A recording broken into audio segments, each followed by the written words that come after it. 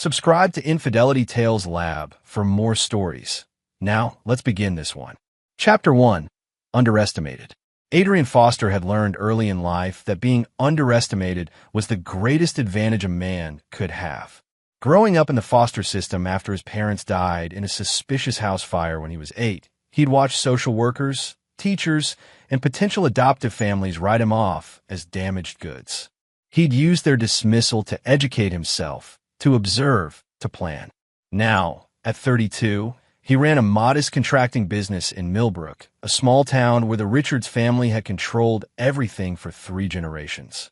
Perry Richards owned the largest construction company, half the commercial real estate, and had the local police chief in his pocket. His son, Kent Richards, was the youngest mayor in the town's history, elected at 28 through a combination of his father's money and strategic intimidation of opponents. Adrian met Kelly Richards 2 years ago when she rear-ended his truck at a traffic light. She'd been crying, distracted, and when she looked up at him with those green eyes full of fear, not of the accident, but of something else, he knew she was trapped in something dark. "Please don't call the police," she'd begged. "My father will... just please." Adrian had taken her to a coffee shop instead. Over hours of conversation, Kelly revealed the truth about the Richards family. The bribes, the threats, the mysterious disappearances of people who opposed them. Her older brother Kent was being groomed to extend the family's reach into state politics. Her father, Perry, ruled through fear. "I've tried to leave," Kelly admitted, stirring her cold coffee. 3 times. "He always finds me, brings me back, says I'm his daughter, and I'll obey him or else." "Or else what?" "Or else he'll do to me what he did to my mother." Kelly's mother, Margaret Richards, had died 7 years ago. Officially, it was a fall down the stairs. Kelly had been home that night. She knew better. Adrian had spent his life researching the fire that killed his parents. His father, Russell Foster, had been a county inspector who discovered code violations and bribery in Perry Richards' construction projects. 2 weeks before he was scheduled to testify before a grand jury, the house fire happened. The investigation concluded it was faulty wiring installed by Richards Construction Company. He'd never told Kelly this. Not yet. Instead, Adrian courted her carefully, patiently. He played the role of a simple contractor, a nobody from nowhere. Perry and Kent treated him with barely concealed contempt. At family dinners, they'd mock his upbringing, his modest business, his mongrel background. "My daughter could have had anyone," Perry would say, cutting his steak with violent precision. "Instead, she brings home an orphan. No family, no breeding, no prospects." Adrian would smile and nod. Let them think he was weak. Let them think he was grateful for their tolerance. When he proposed to Kelly on a bridge overlooking the river, she cried and said yes. At their small wedding, Perry didn't show up. Kent came late, reeking of whiskey, and made a toast about charity cases. Adrian's best man, Ramiro Stone, had whispered in his ear, "Say the word, and I'll break his jaw." "Not yet," Adrian had replied. "Let him dig deeper." Ramiro was one of the few people who knew Adrian's real story. They'd served together in Army intelligence, and Ramiro now worked as a private investigator with connections that ran deep and dark. For 18 months of marriage, Adrian had played his role perfectly. He documented everything: dates, times, photographs, recordings. He'd become friendly with people the Richards had wronged, business owners they'd bankrupted, politicians they'd blackmailed, families they destroyed. And then Kelly got pregnant. "We need to leave," she'd said one night, holding the positive test with shaking hands. "Before my father finds out. Before they make our child part of this." "Not yet," Adrian had said, holding her. "Trust me. Soon." But Kelly had made a mistake. She confided in her friend, Candace McLean, who'd immediately run to Perry Richards with the information. Candace's husband worked for Richards Construction and feared losing his job more than she valued friendship. 3 days later, Perry showed up at their small house with Ken in tow. "Family meeting," Perry announced, walking in without knocking. His silver hair was immaculate, his suit expensive. At 61, he carried himself like a king surveying his domain. Kent stood behind him, thumbs hooked in his belt. He was 32, tall and athletic, with the same cold blue eyes as his father. The mayor's badge on his belt caught the light. "You're pregnant," Perry said to Kelly. It wasn't a question. "Dad, please." "How dare you?" His voice was soft, deadly. "How dare you put this bastard seed in you without my permission?" Adrian stood up from the couch. "Mr. Richards, that's your daughter, you're—" "Shut your mouth, you fucking orphan." Perry's face had gone red. "You think you can come into my family? You think your trash DNA deserves to mix with Richard's blood?" Kelly stepped between them. "Daddy, stop. I love him. We're having this baby." The slap came so fast, Adrian barely saw it. Kelly stumbled backward, catching herself on the wall. Then Perry grabbed her by the throat and slammed her into the wall. The sound of her head hitting the drywall made Adrian's vision go white with rage. "That thing inside you isn't family," Perry snarled into Kelly's face. "You'll get rid of it, or I'll get rid of it for you." Kelly was crying, one hand on her stomach, blood trickling from her nose. "The baby," she whispered. Adrian moved forward instinctively, but Kent was faster. The mayor pulled a Glock from his waistband and pointed it at Adrian's chest. "Don't move, deadbeat," Kent said with a smile. "Assaulting the mayor and his father? That's a felony. I'll shoot you in self-defense, and every cop in this town will back my story." Adrian looked at the gun, then at Perry still holding his wife against the wall, then at Kent's smug face, and he started laughing. It started as a chuckle, then built into genuine laughter.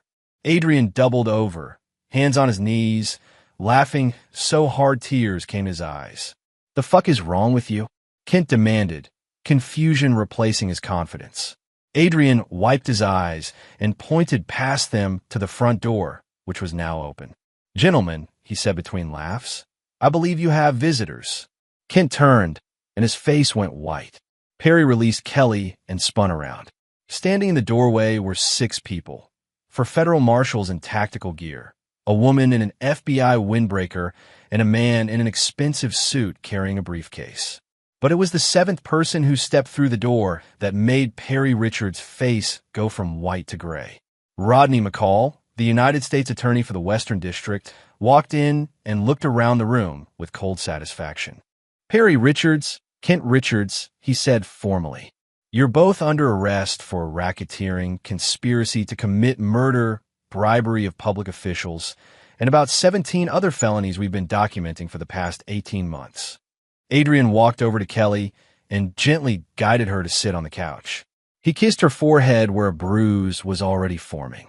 "It's okay," he whispered. "It's over." Kent's gun was now pointed at the marshals, his hand shaking. "You can't. My father owns this town." "Your father," Rodney McCall said, "is about to own a 6x8 cell in federal prison." One of the marshals stepped forward. "Son, put the weapon down. It's over." Adrian met Kent's eyes and smiled. It wasn't a kind smile. "You should have been nicer to the orphan," Adrian said softly. Chapter 2. The Foundation. 20 months earlier, Adrian had walked into Ramiro Stone's office above a bail bondsman in the city, 3 hours from Millbrook. The walls were covered with case files, photographs, and maps connected by red string like a conspiracy theorist's fever dream. "I need to destroy the Richards family," Adrian had said without preamble.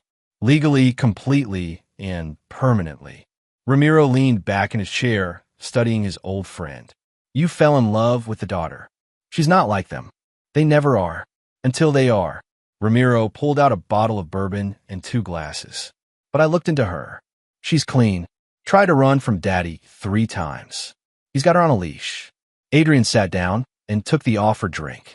"My father died investigating Perry Richards. The fire wasn't an accident. I know. I pulled the case file 6 months ago when you started dating her." Ramiro slid a thick folder across the desk. Russell Foster was building a federal case. Had evidence of bid rigging, bribery, safety violations that killed 3 workers. The DA back then was in Perry's pocket, so your dad went to the U.S. Attorney's office. Adrian opened the folder. Inside were copies of his father's notes, photographs, and a list of witnesses. Many had deceased or relocated written next to their names. 2 weeks before he could testify, Ramiro continued, "House fire. The arson investigator found evidence of accelerants, but was overruled by the fire chief, who retired 2 years later with a mysteriously large nest egg. Can we prove it? Not after 24 years. But Ramiro pulled out another folder, this one much thicker. We can prove everything else. The Richards family has gotten sloppy over the years. Too comfortable. Kent's mayoral campaign violated 8 federal election laws. Perry's construction company has been laundering money through shell corporations. They've bribed judges, threatened witnesses, and Kent used his position to have rival businesses shut down on fake violations. Adrian studied the documents. Where did you get all this? I've got friends in interesting places. Some of them also have grudges against the Richards family. Ramiro lit a cigarette. But here's the thing. Local law enforcement won't touch them. We need federal involvement, and we need ironclad evidence. So we build the case. No. Ramiro shook his head. We get them to build it for us. You marry the girl, you get inside the family, and you become the wire. Every family dinner, every business meeting, every drunk conversation where Kent brags about his crimes. You document it all. That'll take time. At least a year. Maybe 2. Ramiro met his eyes. Can you handle playing the weak husband while they mock you? While Perry treats you like dirt, and Kent treats you like a servant. Adrian thought about his parents. About the life they'd planned for him before Perry Richards had them murdered. About all the other families the Richards had destroyed. I can handle it, he said. And he had. For 18 months, Adrian had worn a wire to every family function. He'd planted recording devices in Perry's office, in Kent's campaign headquarters, and in the Richards family home. He'd documented bribes, threats, and criminal conspiracies. But he hadn't worked alone. 3 months after the wedding, Adrian had received a call from an unknown number. The voice on the other end was professional, female, and serious. Mr. Foster, this is Special Agent Beatrice Roth, FBI. I understand you have information regarding the Richards family. Adrian had almost hung up, thinking it was a trap. But Beatrice explained that the FBI had been investigating the Richards family for 6 years, ever since Kent Richards had been implicated in the suspicious death of his mayoral opponent, Ivan Lyons, who died in a car accident 2 weeks before the election. The brake lines had been cut, but local police had ruled it a tragic mechanical failure. We know what they are, Beatrice had said, but we can't touch them without evidence that would stand up in federal court. Every time we get close, witnesses disappear or suddenly can't remember anything. Perry Richards has half the local government in his pocket. I can get you evidence, Adrian had said, but I need protection for my wife. If you can deliver what you're promising, Mr. Foster, your wife will be in witness protection before her family even knows what hit them. From that day forward, Adrian had been a confidential informant. Every recording, every document, every piece of evidence went straight to the FBI. Special Agent Roth had been impressed with his intelligence training.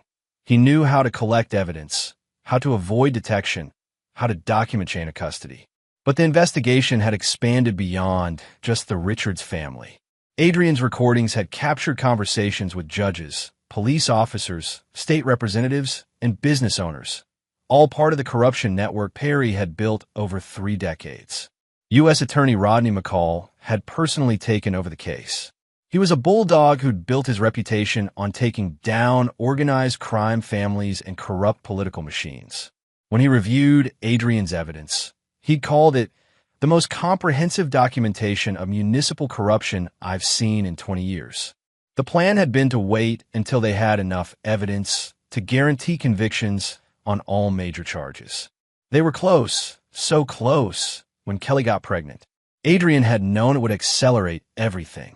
Perry would never accept a grandchild from trash like Adrian. The violence was inevitable. So he moved up the timeline.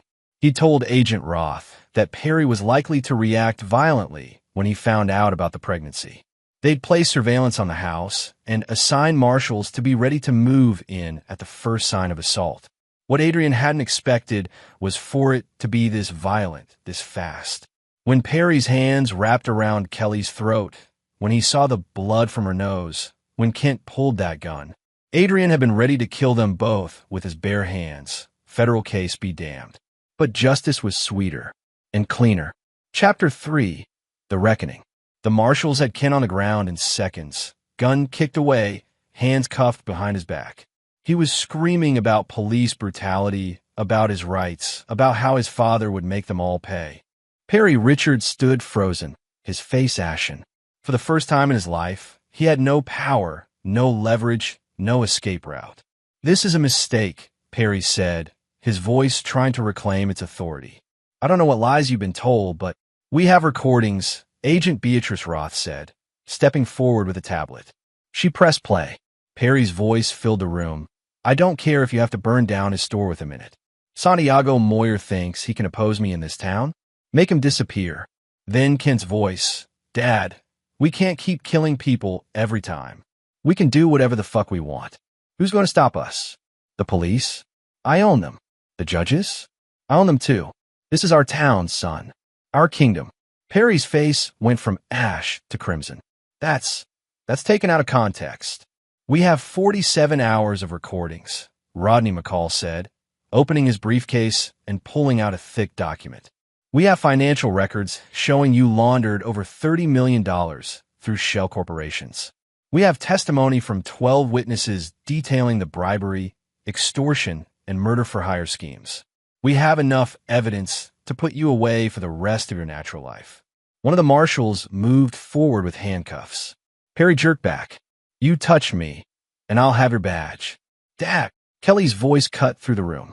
She'd been sitting on the couch, Adrian's arm around her, but now she stood up. Blood still dripped from her nose, but her voice was steady. "It's over." Perry looked at his daughter like he'd never seen her before. "Kelly, baby, these people are lying. Your brother and I, we're being framed." "I heard everything," Kelly said quietly. "All of it. The man I married, the man you called an orphan, a deadbeat, a nobody. He gave me freedom. He gave me hope. And you try to kill our baby because you can't stand the idea of not controlling everything.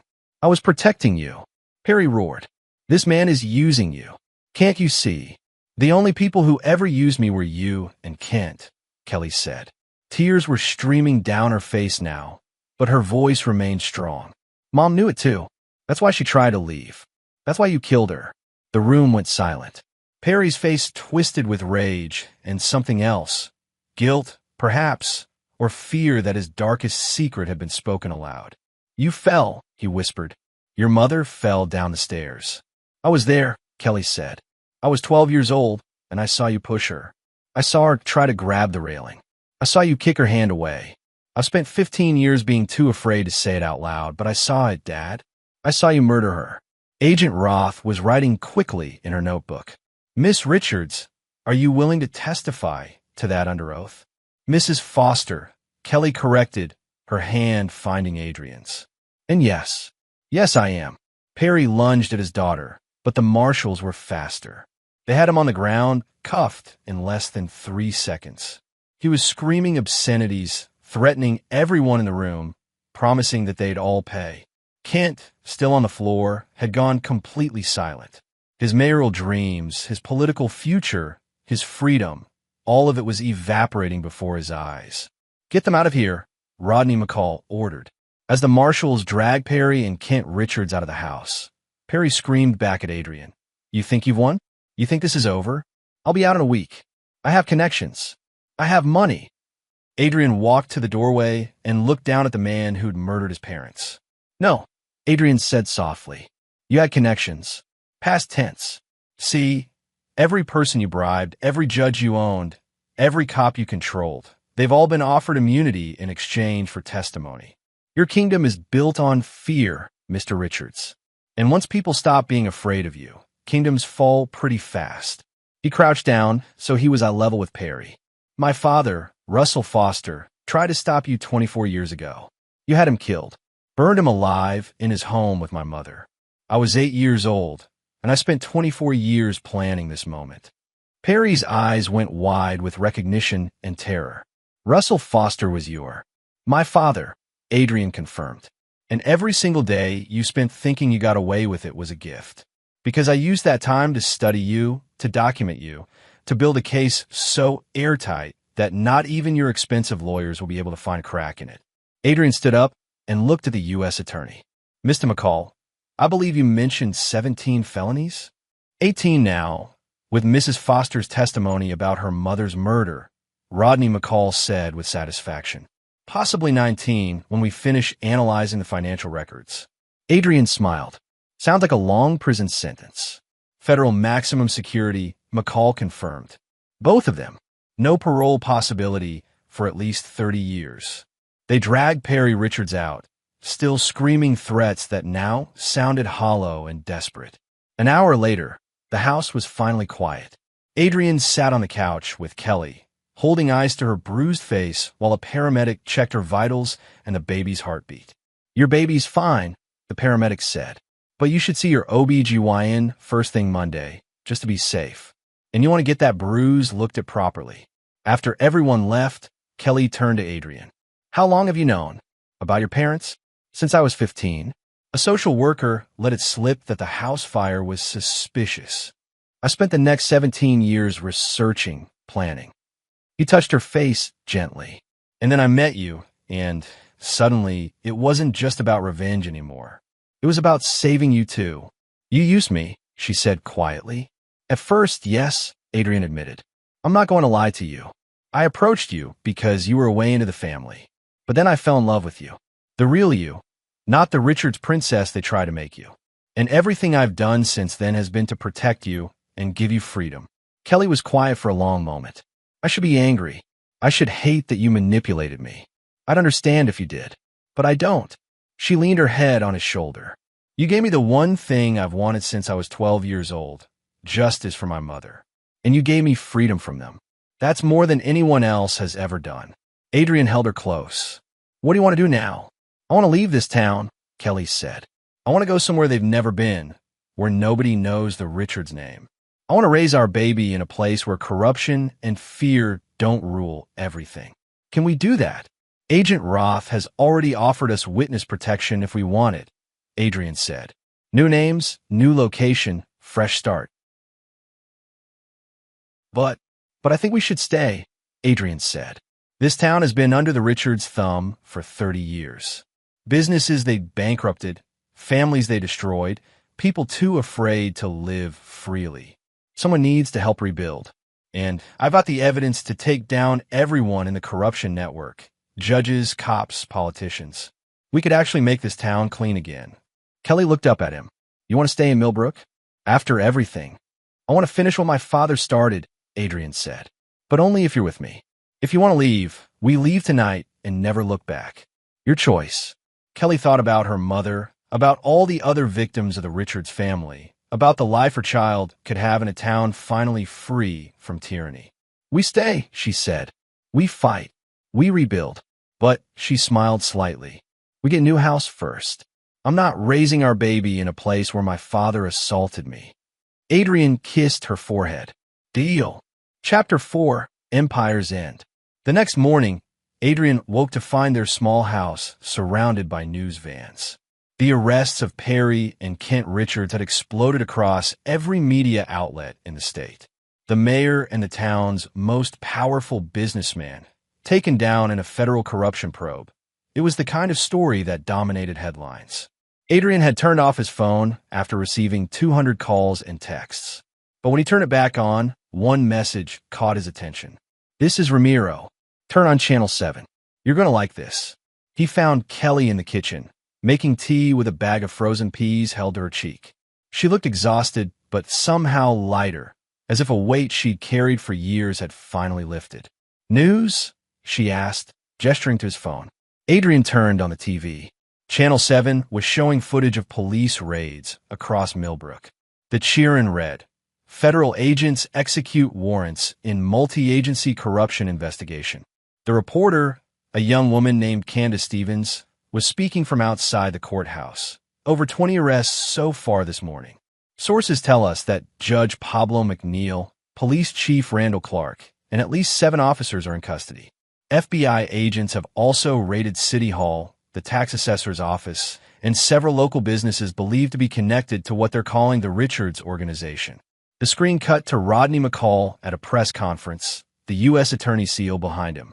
For 3 decades, Perry Richards and his associates operated a criminal enterprise disguised as legitimate business and government, McCall said, his voice grave.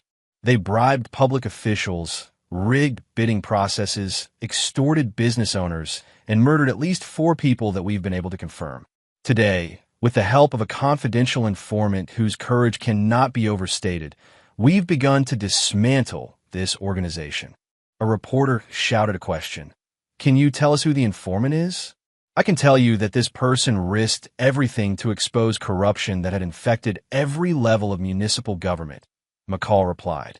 And I can tell you that without their 18 months of documented evidence, none of these arrests would have been possible. Adrian's phone buzzed. It was a text from Agent Roth. We're keeping your identity sealed, but the town will figure it out eventually. Be ready. He showed the text to Kelly. Do you want to go somewhere for a few days? Stay with friends until this dies down. I don't have friends in this town, Kelly said quietly. They were all too afraid of my father to ever be real friends. The doorbell rang.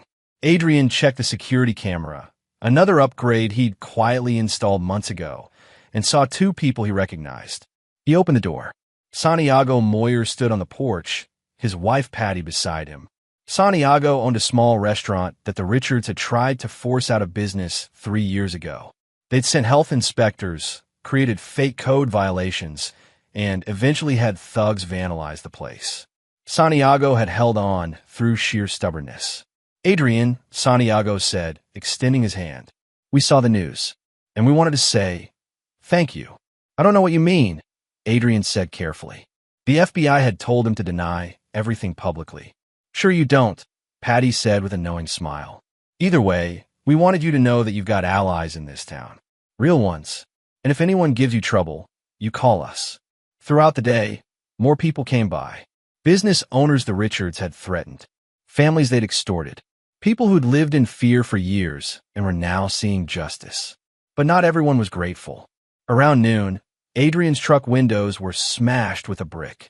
Someone spray-painted snitch on the side of the house. Anonymous calls threatened him and Kelly. By evening, Ramiro had arrived with 3 of his security contractor friends, all of them ex-military. They set up a perimeter around the house.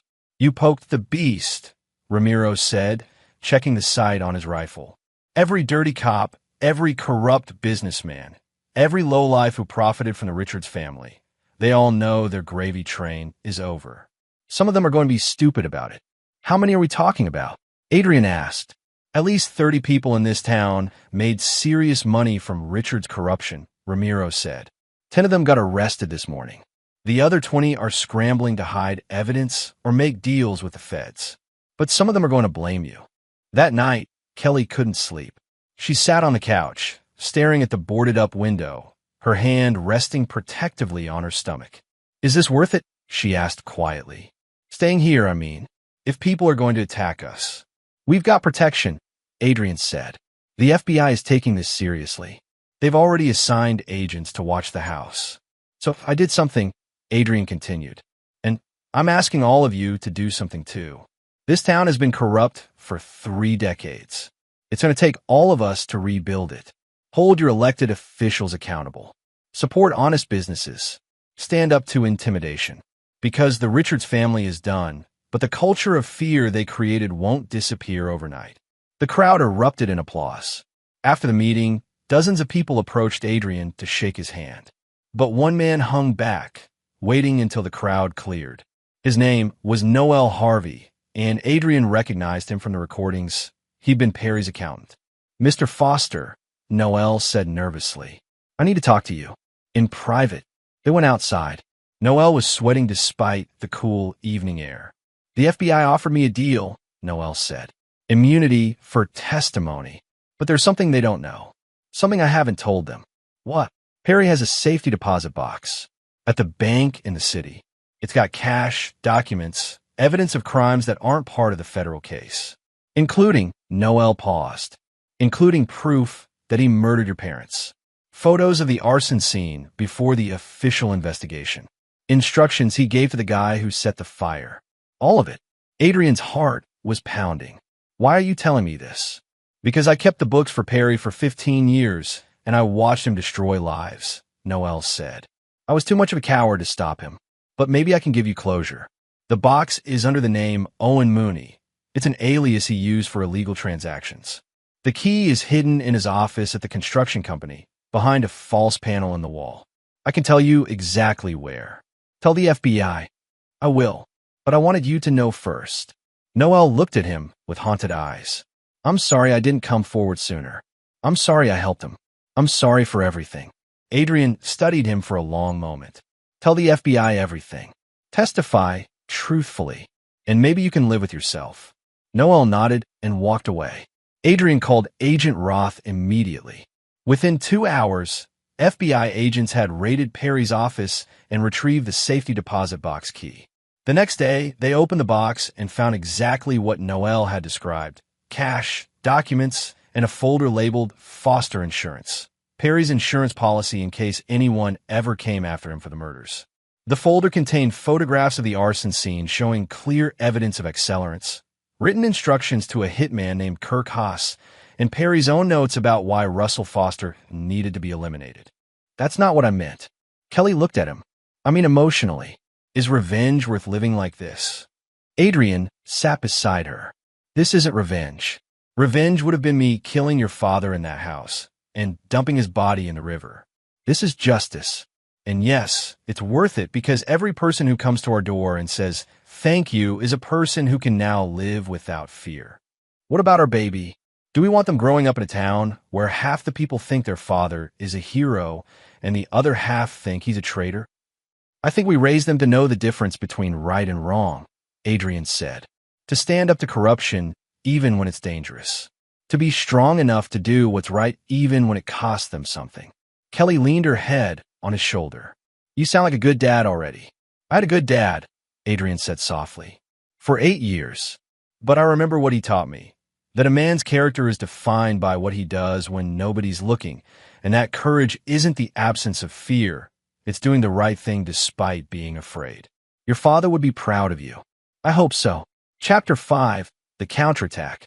3 days later, Adrian received a call from a lawyer he'd never heard of. Mr. Foster, my name is Oliver Richard. I represent Perry Richards. My client would like to offer you a deal. Adrian put the call on speaker so Kelly could hear. I'm not interested in deals. You should be. See, my client is a reasonable man. He understands that perhaps things got out of hand. He's willing to drop any potential civil suits against you, ensure your business isn't affected, and even provide a generous settlement. Let's say $2 million in exchange for you recanting your testimony. Adrian laughed. Your client is facing 19 federal felonies. My testimony is the least of his problems. Is it? Because I've reviewed the evidence, Mr. Foster, and much of it was obtained while you were wired for sound without informing the other parties. There are questions about consent, about entrapment, about whether the FBI properly followed. Save it for the jury, Adrian said. I'm not recanting anything. Then you're making a mistake. Oliver's voice turned cold. A man in your position, with a pregnant wife, should think carefully about making enemies. Adrian's jaw tightened. Is that a threat? It's advice. Good day, Mr. Foster. The call ended. Kelly was pale. Can they actually do anything? Legally, I mean. Not a chance, Adrian said. The FBI vetted every piece of evidence. But they're trying to intimidate us. The intimidation attempts escalated. Someone slashed the tires on Kelly's car. Adrian's business received 1-star reviews online from fake accounts. A brick was thrown through their window at 2 in the morning with a note. Snitches end up in ditches. But the town was also changing. With the arrests, people were starting to talk openly about the corruption they'd endured. A community meeting was called to discuss oversight of the police department. Local businesses that had been forced to pay protection money were banding together to file a class action lawsuit against the Richards estate. Adrian attended the meeting at the community center. Nearly 300 people showed up, the largest turnout for any civic event in Millbrook's history. A woman named Susie Vaughn stood up first. She owned a bakery that had nearly closed after the health department, on Perry's orders, had shut her down for violations that didn't exist. I lost 2 years of revenue, she said, her voice shaking with anger. My employees lost their jobs. My kids almost lost their college funds. Because Perry Richards wanted my building for his nephew's real estate development. One by one, people share their stories. The mechanic whose garage was burned down for refusing to fake vehicle inspections. The teacher who was fired for refusing to change a Richards family member's grades. The contractor who was blacklisted for bidding against Perry's construction company. Adrian sat in the back, listening, realizing for the first time how many lives the Richards family had destroyed. At the end of the meeting, Santiago Moyer stood up. I think we all know who exposed the Richards family, and I think we owe that person our thanks. The crowd turned to look at Adrian. He hadn't wanted recognition, but now he had no choice. He stood up. I didn't do this alone, Adrian said. The FBI, the U.S. Attorney's Office, all the people who've been documenting Richard's crimes for years, they're the ones who made this possible. I just helped connect the dots. Why, someone asked. Why risk everything? Adrian took a breath. Because 24 years ago, Perry Richards had my parents murdered. My father was a county inspector who was going to testify against him. And for 24 years, Perry thought he got away with it. But the thing about evil is that it only wins when good people do nothing. The room was silent. It was enough to add murder charges to Perry's already extensive list of felonies. Chapter 6. The trial begins. 6 months later, the trial began. It was held in federal court in the city, with security so tight that everyone entering the courthouse went through metal detectors and bag searches. Perry Richards had aged dramatically. His silver hair had gone white, his face was gaunt, and his expensive suits hung loosely on his frame. He looked like a man who knew he was already beaten. Kent Richards, by contrast, still had the arrogance that came with a lifetime of privilege. He smirked at the prosecutors, whispered with his lawyers, and glared at Adrian whenever their eyes met. The prosecution's case was devastating. They played recordings of Perry ordering violence against his enemies. They showed financial records proving millions in laundered money. They called witness after witness who detailed the Richards family's crimes. On the fourth day, Kelly took the stand. She looked directly at her father as she was sworn in. Perry wouldn't meet her eyes. Mrs. Foster, the prosecutor began, can you tell us about the night of December 10th, 15 years ago? Kelly's voice was steady. I was 12 years old. My mother, Margaret Richards, told my father she wanted a divorce. She found evidence of his affairs and his illegal business dealings, and she was planning to go to the authorities.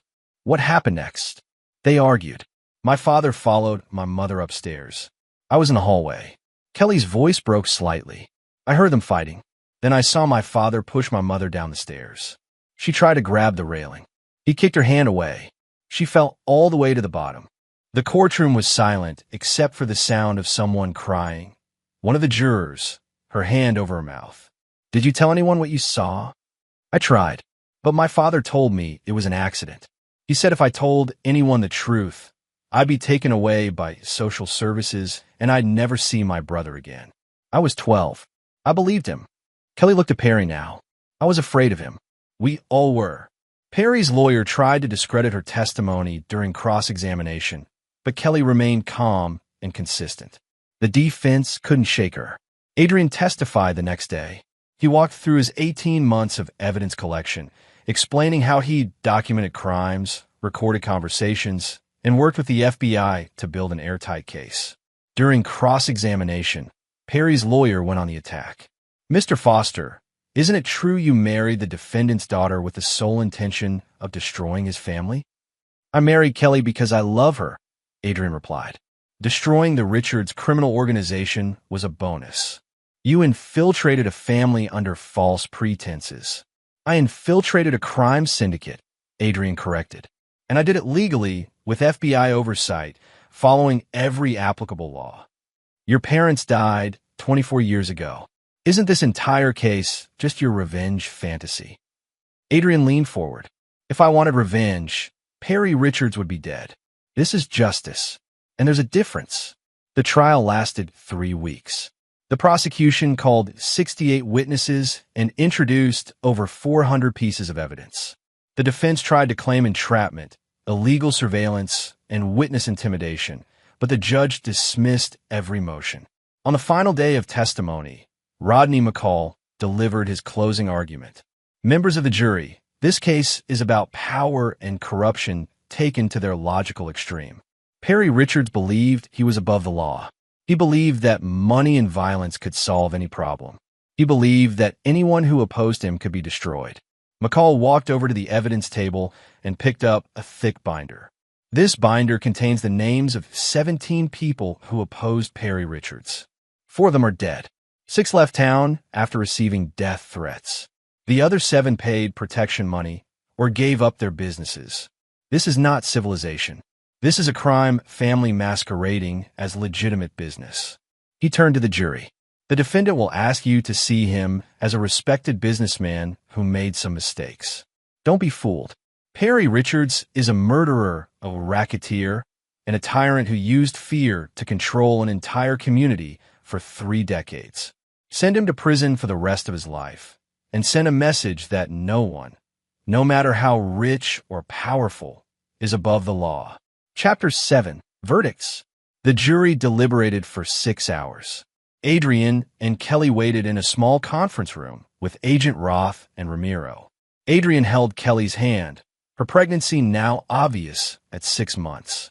They'd found out they were having a daughter. They decided to name her Margaret, after Kelly's mother. What if they quit? Kelly asked, voicing the fear they'd all been carrying. They won't, Rodney McCall said, walking in with coffee. I've been doing this for 23 years. That jury saw the evidence. They heard the recordings. Your father's going away. At 4:17 p.m., the clerk called them back to the courtroom. The jury filed in, none of them looking at the defendants. Adrian knew what that meant. Defense attorneys always said that when a jury won't make eye contact, they've convicted. On the charge of racketeering, how do you find? Guilty. On the charge of conspiracy to commit murder, how do you find? Guilty. On the charge of money laundering, how do you find? Guilty. It went on for 20 minutes. Guilty. Guilty. Guilty. 19 federal felonies, all guilty verdicts. Perry Richards showed no emotion. He simply stared at the table in front of him. Kent Richards, however, broke. He started crying, pleading with the judge. Please, Your Honor, I was just following my father's orders. I didn't want to hurt anyone. Shut up, Perry hissed at his son. The judge set sentencing for 6 weeks later. As the marshals led the defendants out, Perry finally looked at Adrian. His face showed no remorse, no regret, just pure hatred. This isn't over, Perry mouthed silently. Adrian smiled and mouthed back. Yes, it is. 6 weeks later, they returned for sentencing. The courtroom was packed with victims of the Richards family, reporters, and federal agents. Judge Terrence Lester, a no-nonsense jurist with 30 years on the bench, read the sentence in a steady voice. Mr. Richards, you have been convicted of 19 federal felonies including racketeering, murder for hire, money laundering, and conspiracy. The evidence showed a decades-long pattern of violence, intimidation, and corruption. You treated this community like your personal kingdom, and you destroyed lives without remorse. Perry stared straight ahead, his face impassive.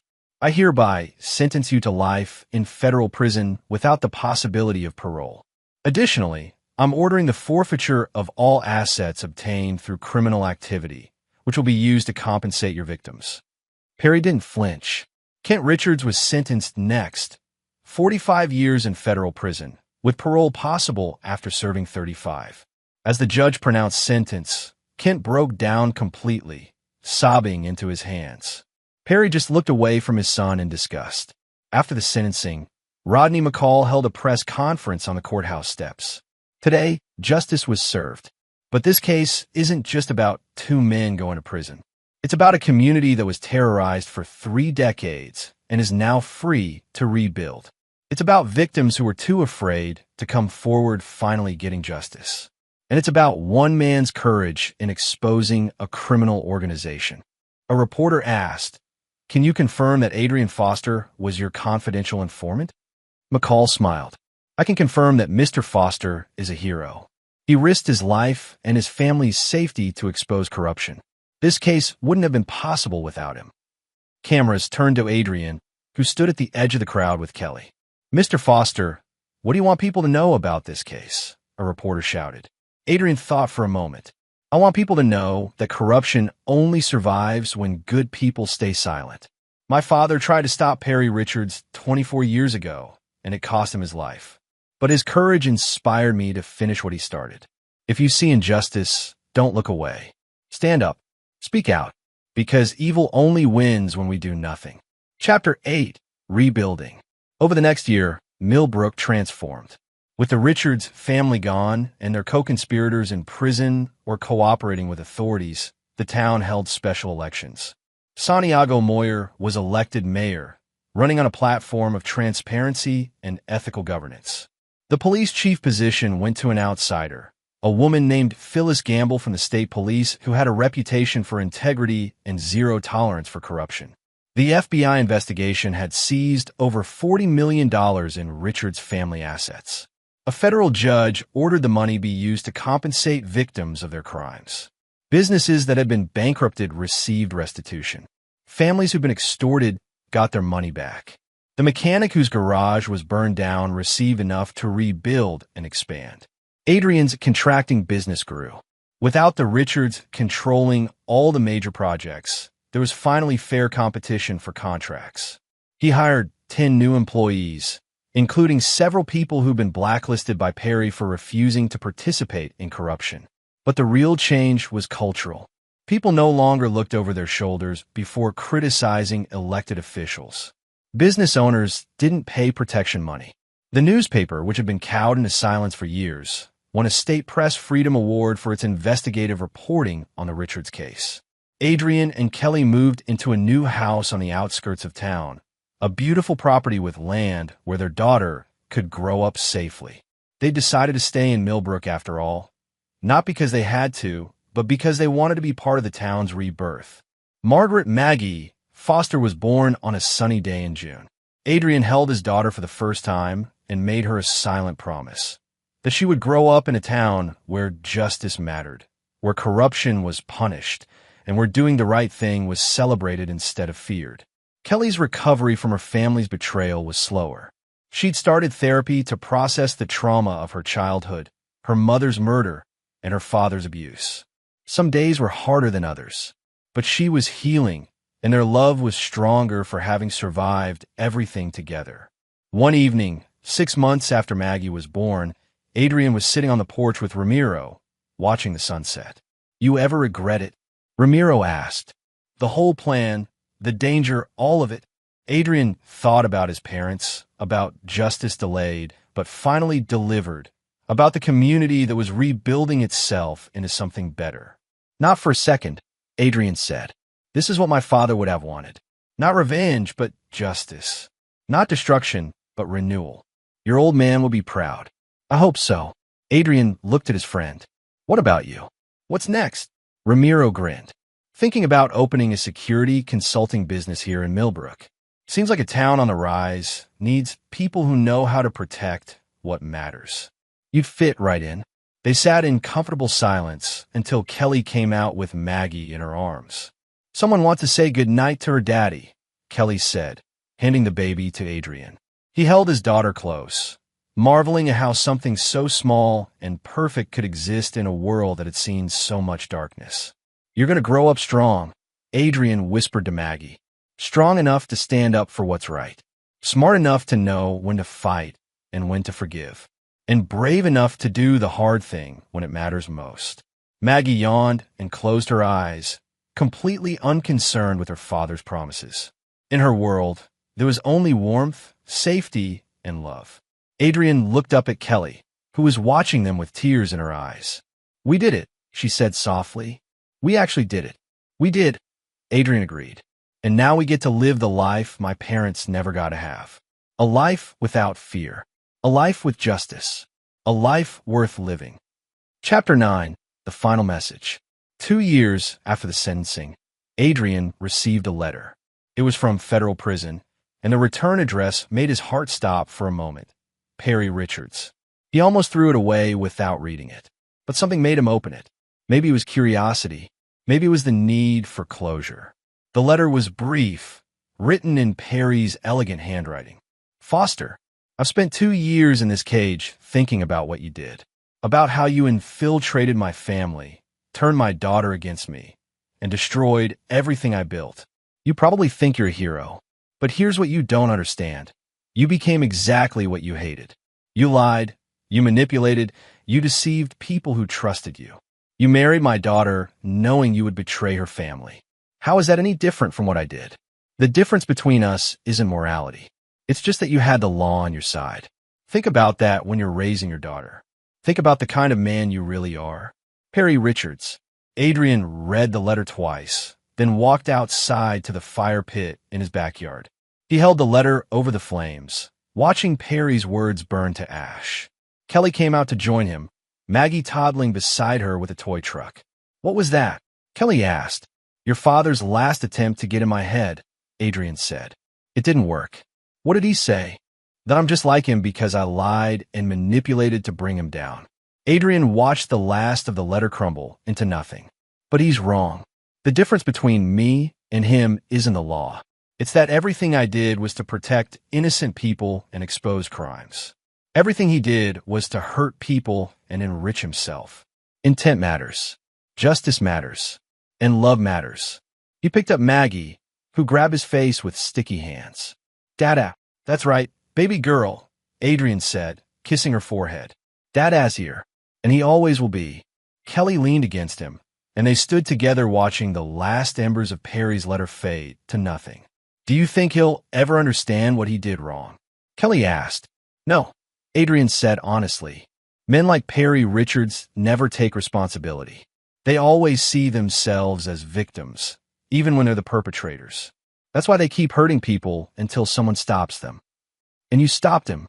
"We stopped him," Adrian corrected. "You testified against him. You stood up to him when it mattered most. That took more courage than anything I did." Kelly smiled, but there was sadness in her eyes. "I still miss having a father, even a terrible one. Is that crazy?" "It's human," Adrian said. "You can grieve what should have been while still knowing you did the right thing." Maggie squirmed to get down, and they let her toddle around the yard, chasing a butterfly. "She'll never know her grandfather," Kelly said quietly. "No," Adrian agreed. "But she'll grow up knowing that her parents stood up for what was right, even when it was hard. She'll grow up in a town where justice means something. And she'll grow up knowing that her grandmother Margaret, both of them, would be proud of the family we've built." They watched their daughter play in the golden evening light, free from the shadows that had haunted both their childhoods. "The cycle ends with us," Kelly said. "The cycle ended the day you testified," Adrian replied. "Everything after this is just us building something better." 5 years later, Adrian stood at the dedication ceremony for the new community center. It was named the Russell and Margaret Foster Memorial Center, in honor of Adrian's parents and in memory of Kelly's mother. The center offered free legal aid for victims of corruption, counseling for families affected by crime, and educational programs on civic engagement and ethical leadership. Mayor Santiago Moyer gave the dedication speech, but he invited Adrian to say a few words. Adrian stepped up to the microphone and looked out at the crowd. He saw faces he recognized, business owners, families, friends he'd made over the years. He saw Ramiro standing with his security company employees. He saw Kelly holding 7-year-old Maggie, who was wearing a dress with dinosaurs on it, because she was in her dinosaur phase. "My father used to say that a community is only as strong as its weakest member's ability to seek justice," Adrian began. "For too long, this town was a place where justice depended on how much money you had or who you knew, where standing up for what was right could cost you everything." He paused, gathering his thoughts. "But justice isn't something that powerful people grant to the weak. Justice is something we build together every day through small acts of courage. When a business owner refuses to pay a bribe, when a witness tells the truth despite threats, when a daughter testifies against her abusive father, when a community comes together and says, 'No more.'" Adrian gestured to the building behind him. "This center exists because people in this town stood up. They spoke out. They refused to be silenced by fear. And now, this center will make sure that anyone who faces injustice has somewhere to turn, someone who will fight for them.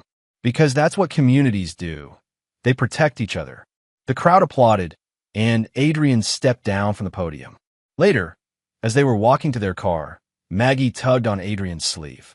"Daddy, The lady said you're a hero. Are you a hero? Adrian knelt down to his daughter's level. No, sweetheart. Heroes are people who wear capes and fly around in comic books. I'm just someone who did the right thing when it mattered. But you stopped the bad man. I helped stop him, Adrian corrected gently, along with a lot of other people.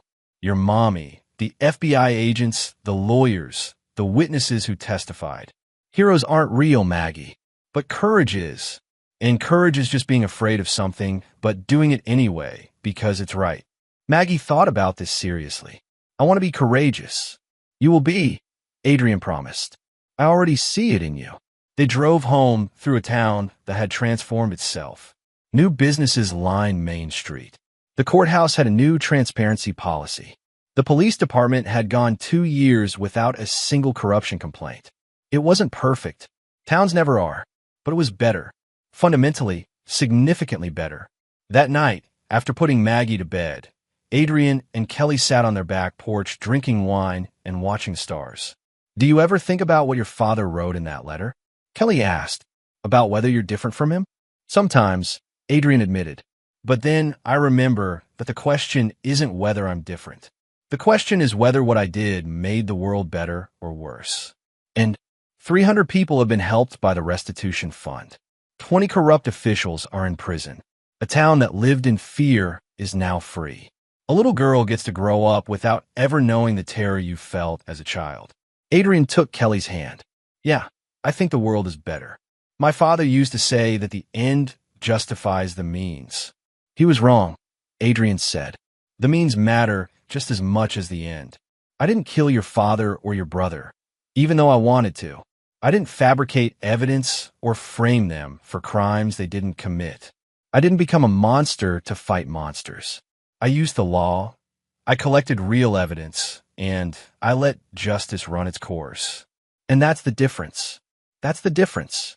They sat in comfortable silence, two survivors of their respective traumas, now building something beautiful from the ashes. I love you, Kelly said softly. I love you too. Inside the house, Maggie was sleeping peacefully, dreaming whatever dreams 7-year-olds dream. She would grow up strong, just like her father promised. Strong enough to stand up for what's right. Smart enough to know when to fight. Brave enough to do the hard thing when it matters most. The cycle of corruption and fear that had defined the Richards family for generations had ended. In its place, Adrian and Kelly were building something better. A legacy of justice, courage, and love. And in the end, that was the best revenge of all. Not destruction, but creation. Not matching evil with evil, but answering darkness with light. The Perry Richards of the world would always exist, wielding power without conscience, hurting people without remorse. But so would the Adrian Fosters, ordinary people who chose courage over comfort, justice over silence, and love over fear. And as long as that balance held, as long as good people continued to stand up when it mattered most, the darkness would never win. Not completely, not permanently, not ever. And there you have it. Another story comes to an end. What did you think? I'd love to hear your thoughts in the comments below. If you enjoy this story, consider joining our community by subscribing. It means the world to us. For more stories like this one, check out the recommended videos on screen. And I'll see you there.